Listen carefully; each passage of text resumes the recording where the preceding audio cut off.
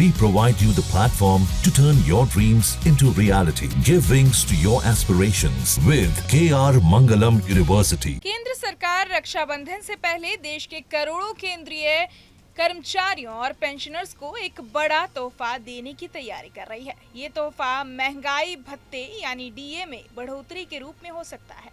अभी केंद्रीय कर्मचारियों को 55% डीए मिल रहा है, जो इससे पहले 53% था। सरकार ने पिछली बार 2% की बढ़ोतरी की थी और अब एक बार फिर जुलाई 2025 के लिए डीए बढ़ाने पर विचार चल रहा है। रिपोर्ट्स की माने तो इस बार सरकार 3% तक डीए बढ़ा सकती है, जिससे ये बढ़कर 58% हो जाएगा। हालांकि सरकार की तरफ से अभी तक कोई आधिकारिक घोषणा नहीं हुई है, लेकिन ऐसा माना जा रहा है प्रधानमंत्री नरेंद्र मोदी की सरकार रक्षाबंधन के पावन अवसर से पहले ये ऐलान कर सकती है, ताकि कर्मचारियों और पेंशन भोगियों को एक अच्छा गिफ्ट मिल सके। आमतौर पर केंद्र सरकार साल में 2 बार डीए में बदलाव करती है, एक बार जनवरी में और दूसरी बार जुलाई में।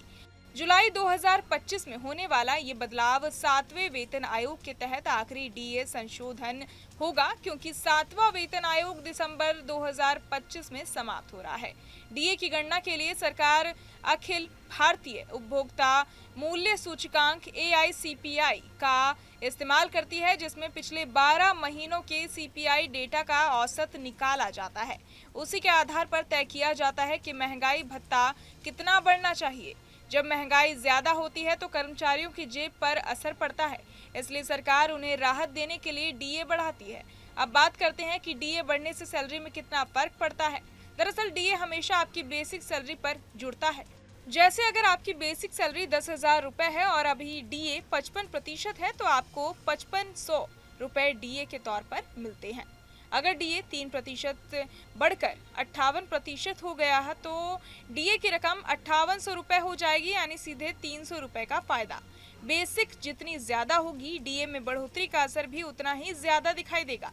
यही वजह है कि लाखों कर्मचारियों और पेंशनर्स की नजरें इस फैसले पर टिकी हुई हैं, क्योंकि इससे उनकी सैलरी में सीधा असर पड़ता है और त्योहारों के मौसम में ये बढ़ोतरी उनके बजट को थोड़ा राहत दे सकती है। अगर सरकार जल्द फैसला लेती है तो अक्टूबर 2025 से इसका असर दिखाई देने लगेगा और बढ़ा हुआ डीए कर्मचारियों के खाते में ट्रांसफर होना शुरू हो जाएगा। फिलहाल सबकी नजर सरकार की अगली घोषणा पर है और उम्मीद की जा रही है कि रक्षाबंधन से पहले ये खुशखबरी मिल जाएगी।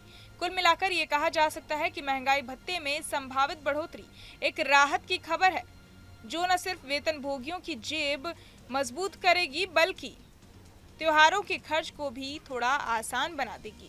बहरहाल इस पूरी खबर को सुनकर आप क्या कुछ सोचते हैं, हमें कमेंट बॉक्स में जरूर बताएं।